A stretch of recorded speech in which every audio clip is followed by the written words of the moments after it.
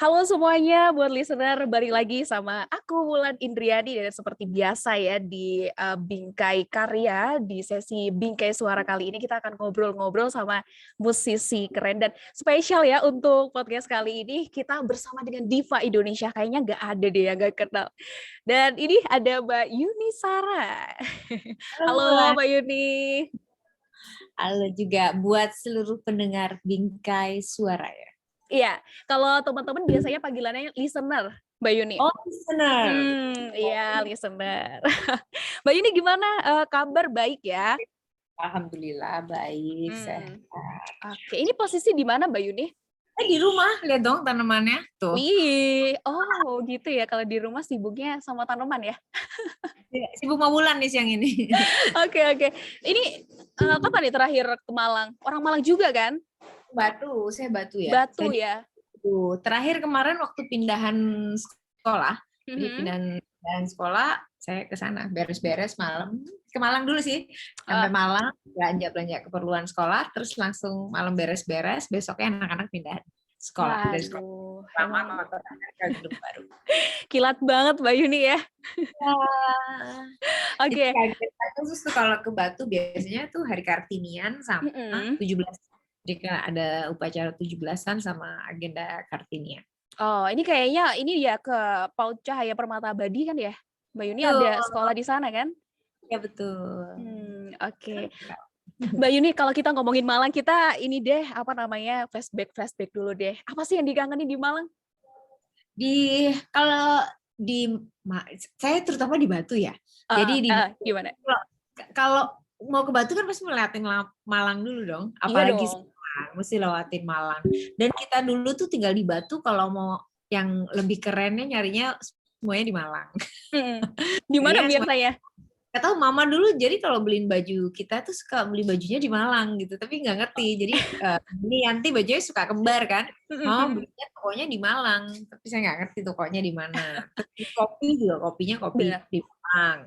Terus karena kalau sekarang tuh masih ke toko Yu, kadang kalau ke bakso Presiden ada juga sih bakso, bukan, aku nggak ngerti namanya apa ya, di Pengkolan ya, Pengkolan deket Kimia Farma atau apa, baksonya enak juga, tapi nggak tahu apa namanya. Kalau jenenge. Ya kalau kita bicara Malang itu emang aduh kulinernya banyak ya Mbak. Enak. Soalnya sedap, kuahnya doang aja udah bener. Kalau iya sih. Dan ini kalau ngedengar Mbak Yuni ini kayaknya bedoknya juga masih ya. Begitu kamu ngomong Jawa, setel langsung. Langsung. Oke, Mbak Yuni BTW ini kita itu sebenarnya media dari Malang juga ya. Mungkin nanti deh kapan kalau misalnya Mbak Yuni pas waktu mampir ke sini boleh ya tappingnya langsung gitu di studio biar hadir ke sini. Kan nggak ngerti kan maksudnya Malang tuh radio apa ya, nggak ngerti aku. Oh gitu. Jadi kita ini media apa namanya, media podcast Mbak Yuni gitu. Jadi bukan radio. Jadi memang kita fokusnya di situ sih, dan ada sosial medianya juga gitu. Iya. Mungkin nanti boleh lah main-main ya. Boleh dong, boleh banget. Kalau udah ada tahu gini, saya pasti akan berkabar. Iya, oke deh. Ini kalau ngelihat kayaknya juga udah sibuk banget ya. Apa namanya lagi apa namanya promo-promo gitu nggak sih? Aku ngelihatnya Mbak Yuni. Ya, jadi karena sebelum pandemi itu sebenarnya saya keluarin single. Baru keluarin besoknya pandemi. Jadi itu menjadi tidak berjalan, tidak sesuai dengan planningnya kita. Tapi itu memang dia harus demikian. Nah, kan saya masih menyanyi, dan kalau menyanyi kalau masih aktif harus produktif dong. Iya dong. Produktif. Single yang terakhir ini memang kemarin baru dirilis tanggal 24, terus video klipnya tanggal 27. Jadi saya siapin waktu nih, yang minggu ini saya promo muter. Jadi kemarin tuh saya di Jakarta muter radio Jakarta, terus ini di Jawa Tengah, radio Jawa Tengah, sama ini berarti Malang ya, podcastan Malang. Jadi, Jakarta ada tadi 3 radio, di Surabaya, dari Solo ada, dari Semarang ada, terus Malang juga ada. Jadi muter sekalian sama TV. Aduh, jadi emang bener-bener padat dan FYI juga buat listener ya, jadi Mbak Yuni Sara ini juga habis rilis single ya, Tanda-Tanda. Wih, congratulations ya Mbak ya. Tanda-tanda hapus sih. Tanda-tanda apa sih? BTW aku terakhir juga ngelihat kayaknya habis nyalon nih, tapi kalau Mbak Yuni mah beda. Kalau biasanya orang-orang nyalonnya kan ya ke salon ya. Kalau Mbak Yuni ini nyalonnya di kebun dong pakai selang. Itu gimana Mbak ceritanya? Emang suka yang ekstrim gitu atau gimana sih? Bukan suka yang ekstrim, emang aku kan malas ke salon ya. Sebenarnya malas ke salon. Udah jadi rutin aku ngecat uban nih. Uban itu udah mulai mengganggu ya, sehelai dua helai tapi ganggu gitu. Maksudnya karena sama tadinya kalau si anakku coba aja Bun putihin semua. Kalau putihin semua kan dikit-dikit kan elek ya. Jadinya kan nanti dulu deh. Jadi aku ngecat uban tuh paling nggak sebulan sekali lah. Nah, karena pandemi itu saya nggak ke salon, nggak sama sekali nggak keluar ke salon, akhirnya ngecat otomatis di rumah. Nah di rumah itu aku tuku dulu baknya buat pencuci itu, pencuci rambut. Itu. Karena kalau dikeramasnya di kamar mandi tuh berasa kayak sempit terus kan dia mesti kan deket ribet. Enggak, maksudnya kan dekat kan kita harus nggak boleh dekat-dekat. Tapi kalau alam terbuka waktu itu dia gini juga maksudnya lebih luas gitu. Jadi dia keramas misalnya ngeramasin juga gitu. Akhirnya memang beli itu di pasar baru terus emang di luar aja pakai kita kan kemarin kan udah jemuran lah ini itu semua harus di luar semuanya harus bernatur bener ya kan kita lihat kan jam 9:30 siap-siap jemuran gitu loh. Apa itu artinya? Jadi itu udah biasa banget. Sibak gitu. Jadi teman-teman kalau gunting rambut di sini juga nyucinya juga di luar. Kalau sama itu Borah, jadi Borah itu memang dia 30 tahun ada di Belanda. Nah, dia udah pulang di sini. Otomatis dia guntingin kita semua. Teman-teman ladies itu pada diguntingin sama dia. Nah, kalau guntingin di sini kadang-kadang rumahnya jauh, mau guntingnya di sini. Sekali ini juga di luar sama. Oke, menarik juga. Itu di apa namanya di taman belakang rumah atau gimana sih kalau dari video? Di depan di pojokan pokoknya yang dekat. Jadi aku punya spot selang tuh beberapa gitu. Tapi tapi tadinya agak ke sini. Tapi aku pikir ada pos situ ada satu tempat yang bekas buat media tanam itu. Jadi aku taruh situ udah shampoo dan lain-lain di situ. Jadi kalau misalnya nggak ada yang pengen potong sama dia, ya udah langsung aja tinggal buka salon ini kilat. Oke. Ya lihat gitu ya. Itu biasa banget udah selalu begitu aku kayak gitu ya. Iya kalau buat Mbak Yuni mah biasa aja kita yang lihat wah ini kayaknya inovasi baru nih apalagi pandemi kan cocok juga nih. Harusnya hari kemarin kalian udah bikin hal yang sama ya. Jadi ngomongin salon versinya Mbak Yuni. Oke deh, kita skip nanti kita ngobrol lagi ya persalonan ini. Mbak Yuni, sebelum kita ke album lagi. Ini ya, singlenya Mbak Yuni. Sebenarnya album itu di-compile lah sih. Oh gitu ya. Oke deh. Tapi kita tahan dulu. Kita masih tanya-tanya yang lain dulu deh. Mbak Yuni ini kan siapa sih yang nggak kenal ya diva Indonesia. Tapi kalau melihat emang iya. Emang ada. Kemudian kenal semua kita. Gimana? Tapi kalau ngelihat background-nya Mbak Yuni sendiri itu dulu ternyata lulusan keuangan dan perbankan. Nah, ini gimana ya dari perbankan bisa terjun ke musisi? Itu relate-nya di bagian mana ya? Ngitung duit habis dapat banknya men. Oh gitu. Bisa. Oke, boleh Mbak ceritain dong dikit perjalanannya sampai sekarang ya ini masih berkarya loh Mbak Yuni. Jadi kalau ngomong perjalanan sebenarnya agak panjang tapi agak singkat ya. Singkat aja deh. Oke. Dari kelahiran Batu Malang. Saya tahun 84 itu saya lulus SD. Jadi udah daftar sekolah, keterimanya di SMP 1 Batu, SMP 1 Batu. Okay. Nanti SD Ngageli, aku dari SD Ngageli juga Batu. Nah udah gitu liburan ke Jakarta, terus tahu ternyata sama adik kakaknya mama sudah langsung suruh pindah ke Jakarta. Akhirnya mama pulang ke Batu, ambil ijazah kita, ambil rapotnya Yanti, kita langsung pindah di Jakarta. Nah, pindah di Jakarta, terus udah gitu, selanjutnya kita hidup di Jakarta yang di rumah petak. Kita ngontrak di Jakarta di rumah petak. Terus udah gitu saya sekolah di dekat situ, Yanti juga di situ. Pertama swasta dulu, jalan kaki. Terus mama kerja di salon, terus sama jualan kue. Jadi pagi aku masih bantuin mama bikin kue, Yanti nanti bagian jemput mama. Pulang sekolah nanti aku bagian masak nasi sama bikin kopinya mama. Terus aku bersih-bersih rumah pagi, Yanti yang sore. Nah itu kegiatan kita. Setelah itu abis itu aku sekolah nih di swasta nih. Kok nilaiku bagus ya? Matematika aku udah dapat 9 ya. Ini sekolahnya salah atau ini aku perasaan aku nggak pinter ya. Akhirnya aku cari sekolah, tahu nggak sih cari sekolah di Jakarta. Cari sekolah negeri. Dari sekolahnya berdasarkan menu cari sekolah. Akhirnya aku pindah ke SMP 15. Nah, di sini baru lah kelihatan asli. Terus akhirnya naik, terus berkembang lah menjadi aku mulai naik bis, mulai pokoknya perjalanan itu. Terus akhirnya mulai merambah lah, oh iya ya dulu SD masih ada PON kan, PON seni, pekan olahraga. Oh iya, pekan olahraga nasional ya, PON. Nah itu masih, kalau itu kan lombanya kita habis Kabupaten Malang atau enggak ke Jawa Timur di Surabaya. Nah itu SD masih buat. Nah, setelah udah di sini kita nyari festival yang umurnya cocok. Nah, waktu itu umur 15, cocoknya apa ya? Cocoknya waktu itu hanya ada Bintang Radio TV. Bintang Radio TV itu cuma 2 pilihannya, Keroncong dan Seriosa. Yang dua-duanya aku nggak kuasai, ya kan? Cuman bermodalkan bapakku penyanyi keroncong, masa nggak nurun ke anaknya? Itu doang modalnya. Akhirnya daftar, terus beli kasetnya Hati Koes Endang, terus disetel, terus ngikutin plek-ketiplek itu sosoknya, itu Koes Endang, terus aku nyanyi dapat juara 2. Aku keroncong. Nah, udah Yanti festival yang pop singer. Jadi kerjanya itu kan kita yang daftarin tuh adiknya mama, mama. Kalau Yanti yang lomba, aku jadi supporternya Yanti. Kalau Yanti Yanti yang lomba aku jadi supporternya, kalau aku yang nyanyi Yanti supporterku gitu. Gantian. Ya gitu. Udah setelah itu terus 89 aku penasaran, bisa juara 2 masa nggak bisa juara 1 gitu, penasaran. Ikut lagi terus juara 1.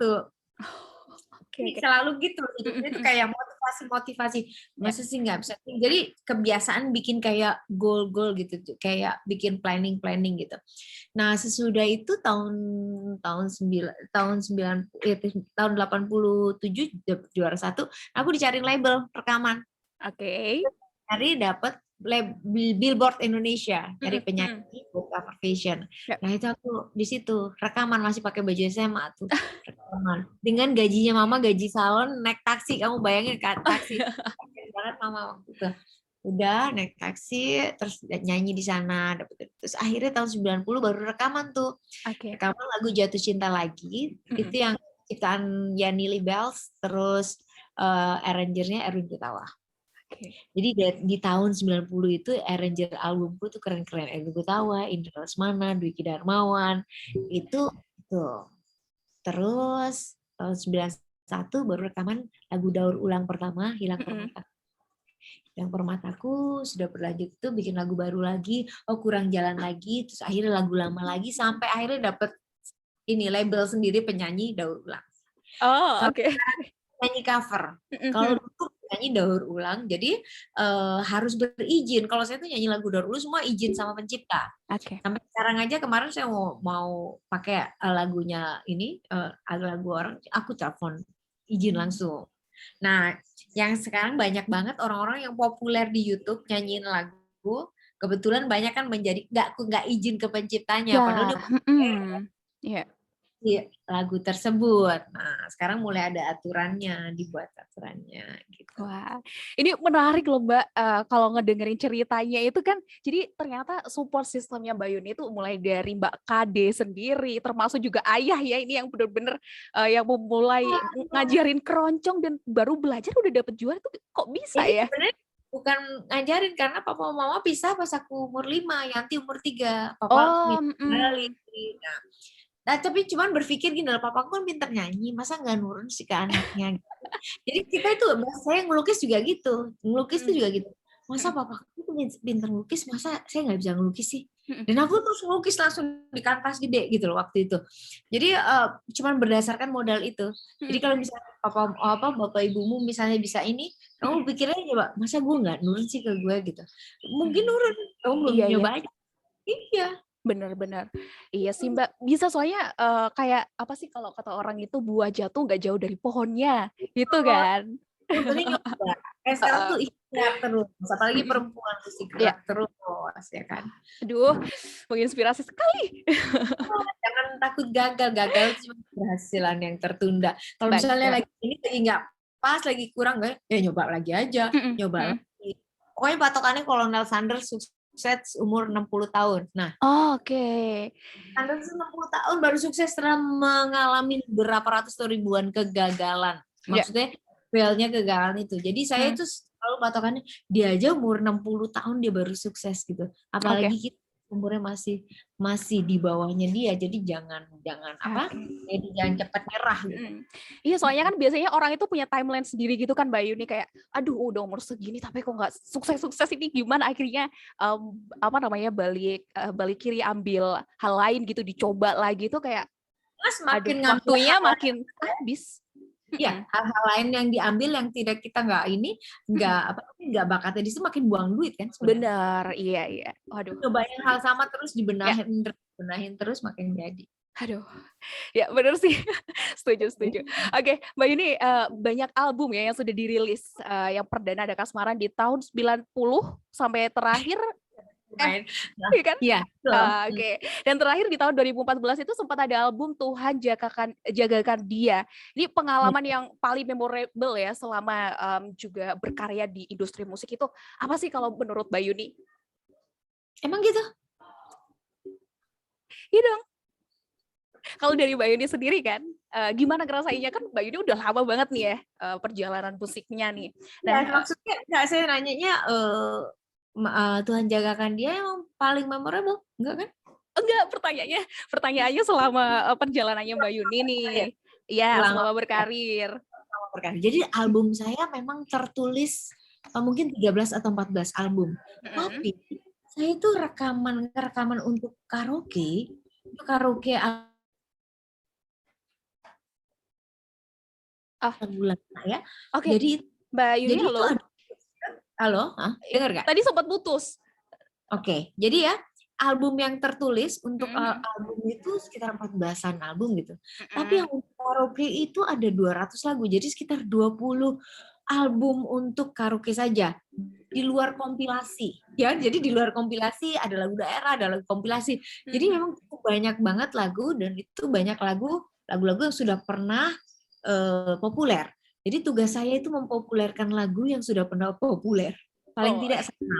Jadi sebenarnya sulit menjadi penyanyi yang menyanyikan ulang kayak Michael Bolton kayak segala macam itu. Ya karena kadang-kadang lagu oh ini lagu ini keren atau ini deh sekarang yang terakhir yang kayak saya lakukan ini heeh, Elton John sama Dua Lipa deh misalnya. Itu kan dulu udah keren. Sekarang kerennya beda gitu. iya. Keren juga, Mhm mhm. beda ya kan? Heeh, Kekinian bener. dengan tahun yang beda gitu. Banyak banget lagu-lagu yang dibilang tadi beda apa. Oke, Hmm. Mbak Yuni terus akhirnya memilih Tanda-Tanda ini sebagai single baru ya yang, orang-orang juga tahu ya, ini pernah hits di tahun 80-an, Ya, dipopulerkan sama Mus Mujiono dan Utha Likumahua. Nah, kalau recycle lagu ini juga udah beberapa kali sih kalau Mbak Yuni tadi juga sudah disinggung ya sama Mbak Yuni. Dan, kalau ngelihat ini kan, vibe-nya itu sebenarnya kayak apa, out of the box gitu loh Mbak, kayak Mbak Yuni kan biasanya, lebih ke nostalgia gitu kan lagunya. Nah ini kok memilih ini gitu, ini kan challenge banget Mbak Yuni. iya. Sebenarnya kalau dibilang out of the box itu ada dua yang saya bikin. Mhm. Kayak 50 tahun itu juga lagu Warna, lagunya Oke. Dewi. Mhm. Jadi waktu itu kan saya pikir tuh lagunya orang Malaysia karena dengarnya lagi di Malaysia. Nggak tahu istrinya Pai yang bikin si Dewi. Akhirnya izin saya juga, Mhm. oh ternyata istrinya Pai yang bikin. Udah dibawain sama anak Warna. Nah, yang ini sebenarnya gimana ya lagunya Mas Nunu tuh terlalu kuat banget. Mas Odi juga pernah bawain ini, tapi Mhm. Mujiono tuh kuat banget, identik dia pokoknya tanda-tanda tuh Mus Mujiono. Iya. Nah, saya udah pernah usulin ke penyanyi-penyanyi yang lain, Mm. Lu bawain gak ini, lu bawain ini keren banget. Pada nggak ada yang mau, akhirnya saya ambil sendiri. Terus itu kan lagu kan baru cowok-cowok yang bawa. Warna juga Mm. udah rekam. Ya. Itu maksudnya apa namanya? Saya bikin mesti dan harus beda gimana caranya gitu soalnya. Gitu. Jadi kalau misalnya out of the box mungkin karena dari klipnya juga itu kan kayak animasi. Itu Benar. yang bikin kelas 2 SMA anak Banyuwangi ya, anak Genteng Wow. Banyuwangi. Oh Ya. gitu, jadi ada kolaborasi di sana sama anak SMA ya buat MV-nya itu. Buat klipnya itu animasi anak kelas 2 SMA Genteng Mm-mm. Banyuwangi. Terus yang pemain musik juga masih umur 20-an semua tuh. Apa nih Mbak kok sampai akhirnya mau melibatkan teman-teman yang ya bisa dikatakan generasi sekarang ya? Apa yang Karena waktu itu dipikirkan Mbak Yuni? karena kita nggak bisa dipungkirin anak-anak Hmm. sekarang memang kita harus adaptif sama anak-anak yang sekarang. Karena semua Oke. era digital, terus memang mereka, walaupun kadang-kadang mereka juga lagi nyanyiin lagu lama lagi. Iya bener. Mm-mm. Ya nggak sih? Iya. Punya kita ada berseliweran, ada di TikTok, di mana-mana gitu. Jadi Mm-mm. memang mereka menjadi lagu lama itu menjadi nggak asing sebenarnya, ya kan? Karena udah terbiasa begitu menjadi siapapun yang akan merilis lagu-lagu yang misalnya itu asal tepat lagunya, kemungkinan juga akan kayak gini nih, kayak seliweran zaman sekarang aja lagunya, ya nggak sih? Iya bener sih, setuju. Soalnya kadang kalau generasi sekarang mungkin dari mama papanya gitu ya yang ngeplay gitu kan setiap hari dicekokin, akhirnya kayak waduh terngiang-ngiang di otak deh Mbak.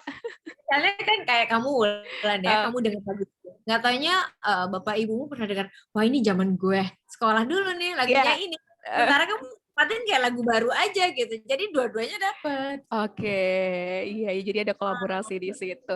Dan aku ngelihat juga ada Kak Gamalil ya sebagai vokal produsernya di sana. Saya minta tolong Gamal tuh supaya saya nyanyinya nggak tua gitu. Maksudnya Mm. lebih apa ya? Kan si Gamal tuh kemarin sempat ngedirect kita di Rumpisnya Sinaran. Ya. Sinaran juga masuk itu. Jadi kita gimana pun juga kita mesti gimana ya caranya supaya lebih kekinian. Kita cari anak yang memang anak-anak sekarang. Nah, Gamal itu ngedirect kayak tanda-tandanya itu kan agak beda itu. Ya. Tanda-tandanya kalau yang lama gitu. Kalau dia tanda-tandanya dan dia kayak Michael Jackson gitu kan. Walaupun saya enggak, tapi dia ngegaitnya kayak gitu. Oke, jadi memang bantuan dari teman-teman milenial ya diikutin gitu ya. Pantesan ini lagunya juga masuk juga di generasi sekarang, Mbak. Ya saya ini mesti sama anak-anak saya nih. Anak yang Kevin gitu lah. Oke, Mbak Yuni, ini yang jadi pertanyaan, kenapa sih pas waktu pre-launching saat ulang tahun di tanggal 3 Juni lalu ya? Apa memang dibuat momennya gitu, pre-launchingnya pas waktu Saya ulang nggak tahun? tahu itu, saya nggak ngerti. Banyak kejutan di acara itu. Orang saya Oh, gitu. cuman family dinner, terus udah gitu sama teman-teman sahabat yang memang sudah lama banget yang kita. Jadi biar nyaman, jadi memang yang staff-staff saya gitu, terus gitu teman-teman di situ. Jadi bukan yang baru kenal gitu, enggak. Yang kenal Yunet dari zaman dulu gitu, dari mulai susah sampai itu. Jadi dia biar nyaman gitu di situ. Nah, terus kita coba aja si Oktav salah satu teman saya yang lama. Nah, ini sebenarnya udah dua-duanya sebenarnya mau ngambil itu, tapi pada akhirnya sama Oktav tuh dari RPM yang kemarin dari 50 tahun yang dari Jalan Terbaik, Mencinta Pencinta. Nah, itu dia coba aja, itu nyoba iseng dan semuanya nyanyi ya, yang seumur itu dapat nih. Nah, terus saya belum tahu yang ininya pas kemarin promo TV karena kan juga ada yang nonton kan, ada yang nonton habis nyanyi juga. Aduh, mudah-mudahan lah bisa kedengar. Maksudnya bikin apa ya? Bikin mood boosternya lah. Kan kadang-kadang kita butuh mood booster dari lagu ya. Makanya radio Jaya terus karena ada apa? Karena ada lagu-lagu yang nemenin dia. Iya. Oke, Mbak Yuni, kalau kita bicara industri musik ya, ini kan udah banyak banget ngelewatin era-era dan kalau ngelihat perkembangan musik ya dari dulu sampai sekarang gitu, apalagi sempet ada jedanya di pandemi gitu. Meskipun sekarang ya oke lah masih pandemi, cuman kan udah agak longgar nih. Gimana kalau Mbak Yuni ngerasainnya? Kalau saya musik apapun sih ada yang nangkep sih. Cuman waktunya kan memang waktunya itu bergantian. Ya itulah kalau dibilang roda muter-muter, tapi ngeluarin karena pendengarnya heterogen, jadi ngeluarin apa aja mendadak itu mendadak waktu pandemi itu mendadak Jawa semua kan. Bisa ngebayangin ya kan? Ya, Mendadak waktu itu obat ambiar jadi banyak banget terus mendadak semua itu cover-cover lagu Jawa mendadak naik menjadi pemersatu orang terus mendadak gitu tuh terus dari indie terus Jawa gitu terus udah gitu mulai lagi nih ini mulai yang grup-grup itu udah grup-grupnya beda grup-grupnya kelasnya yang naik kelas lagi dikit gitu ada Diskoria ada ya. ini mendadak terus ada lagu sebenarnya sebelum Diskoria itu kan lagu lama banget ya udah mulai ngeplay lagi tuh lagu-lagu lama yang disco lama tuh diputerin lagi terus ada yang namanya terus Diskoria mendadak anak-anak tongkrongan itu yang nongkrong gitu dengan pakai baju kotak-kotak dan itu Iya, mendadak anak tongkrongan kalau nggak nongkrong lu nggak keren gitu kan bener-bener. menjadi apa sih namanya dulu tuh anti kemapanan ada yang kayak gitu-gitu jadi mereka bikin nama-nama sendiri gitu jadi apa ya menurut saya jadi apapun yang dilempar akan ada waktunya dia menjadi hits jadi keren pada masanya gitu keren pada masanya jadi kalau pada dari masa ke masa dari waktu ke waktu itu ada itu ya alhamdulillah keren mesti disyukurin lah kayak gitu. Jadi Oke. musik terus aja mau bikin apa aja. Sekarang mau ada kali kamu tahu ada nggak di karaoke lagu Ambon begitu berjayanya, lagu Iya, NTT berjayanya, Lagu Timur lagu itu sempat juga. kan itu coba mau Mary aja sampai sekarang hits. Iya, Jangan jadi takut apapun pasti akan ada pendengarnya. tadi tadi kita sempat bahas ini kan MV-nya dan juga dari musik visual art musiknya itu kan yang bikin kan dari anak SMA gitu. Nah, di situ Mbak Yuni apakah memang juga ada apa ya otak-atiknya gitu kayak aku pengen kayak gini kamu yang buatin deh atau emang pure punya si anak SMA ini? Oh, kalau anak SMA itu pure-purenya dari kreatifnya anak-anak RPM. Mereka kan anak-anak muda semua sebenarnya. Oke. Mereka yang lebih tahu apa hal yang kekinian, yang ini mereka semua kalau itu. Tapi kalau musik semuanya itu saya sendiri itu Oh, musik musik soalnya mesti beda. Ini diisi apa, ini diisi apa itu saya. Tapi kalau misalnya yang klipnya itu wah, kalau saya warnanya nggak biru. gitu, pasti Iya. hijaunya nggak gonjreng gitu. Tapi ternyata emang anak sekarang gitu. Pas ke lo nanya, aku pikir coba dia lihat aneh nggak sih gini. Enggak bun, oke. Oh ya udah, mereka bilang oke ya udah, pasrah aja. Dan ternyata dia bilang setiap komennya lucu loh, Iya, beda loh gitu. benar. Iya, soalnya kalau ngelihat itu emang kan beda kan, ada kayak seorang perempuan gitu kan di tengah, terus ada hamparan bunga termasuk sinarnya itu kayak menggambarkan ya tanda-tanda gitu. Ya, Tanda-tanda apa sih harapan Mbak sebenarnya? kan, harapan yang baik aja. Sinyal-sinyal harapin tanda-tanda ada keajaiban yang datang. Tapi lucu banget emang kamu bilang itu ada bunga ada gitu. Dia juga ya lucu banget dia di Iya. bunga di lucu. Dengan animasinya gitu. Iya iya iya dan dia menang loh animasi di Amerika kemarin dia ke Amerika. Wow, ya pantes sih Mbak kalau gitu dengan karya yang kayak gitu. Hebat sih sebenarnya kami membuka peluang untuk anak-anak di seluruh Indonesia. Kalau ada yang misal jago, apalagi kemarin pandemi, pasti mereka jago lah utak-atik IT. Dan Benar. saya rasa masih banyak lagi pawang-pawangnya. Maksudnya kayak dia gitu ada di gerakan Nusantara ini. Nanti kalau itu boleh ke ini, siapa tahu nanti deretan kan ini kan saya mau bikin album. Ini single pertama, jadi masih ada beberapa lagu. Siapa tahu Wow.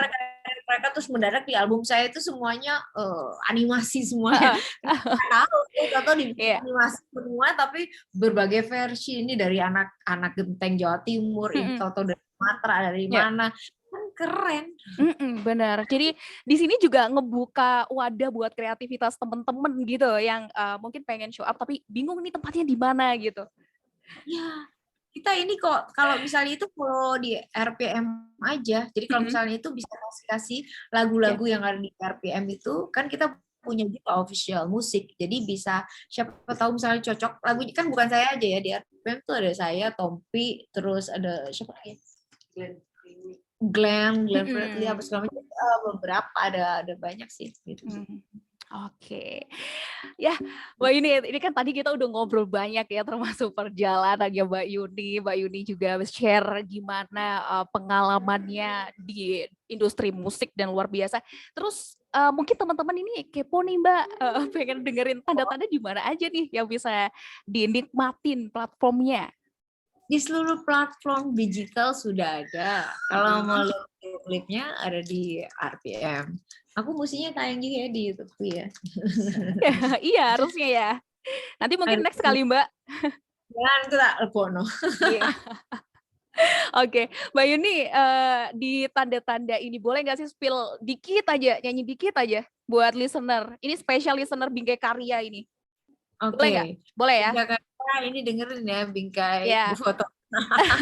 Please welcome Yuni Sara. Terkesan saat ku dikenalkan dengan setangkai mawar yang sedang mekar bagaikan terjebak. Hatiku pun meledak yang tak pernah terjadi kini ku alami sejak kehadirannya. Inikah tanda-tandanya bunga asmara ingin bersemi sekali lagi. Tanda-tandanya bunga asmara ingin bersemi di dalam hati ini sekali lagi. Yeay, waduh, special perform nih langsung ya dari Mbak Yuni Sara. Luar biasa. Oke deh, pokoknya doanya semoga nanti apapun proyeknya. Yang paling dekat ini album ya Mbak ya? Ini dengerin tanda-tanda dulu, tanda-tandanya ada apa nih ke depan. Tanda-tanda dulu ya, sambil nunggu karya-karya selanjutnya. Tanda-tanda ini tanda-tanda apa lagi? Siap. Nanti bulan saya 3 bulan lagi saya ngobrol lagi, temanya lagunya beda ya. Oh siap, beres. Ini kalau bisa ngobrolnya langsung ya, sekalian main ke Batu nggak sih Mbak? Saya ke pas hitungannya pas ke di Batu. Oh iya, oh sip, mantap. Sama Malang, ya kan? Iya. Ya bulan selama seluruh semua teman-teman yang ada di Malang di Bingkai ya, di Bingkai Karya. Bingkai Karya, semoga semuanya makin sukses. Amin. Semoga memberikan inspirasi anak-anak muda terutama buat perempuan-perempuan supaya terus aktif, bergerak dan maju, kreatif gitu. Pokoknya usaha terus lah. Apapun nanti keputusannya Tuhan yang menentukan, yang penting usaha. Mantap, waduh ini dapat semangat juga ya listener dari Mbak Yuni Sara. Mbak Yuni Sara juga begitu ya. Ya, intinya ditunggu karya-karyanya, sukses terus, sehat terus, lancar-lancar semuanya deh. Mantap. Nggih. Sami-sami. Waalaikumsalam warahmatullahi wabarakatuh. Terima kasih untuk listener ya yang udah kedengerin di sesi podcast sama Mbak Yuni Sara. Semoga nanti next juga pastinya kita akan ngobrol-ngobrol sama musisi-musisi lainnya. Ditunggu aja dan terima kasih.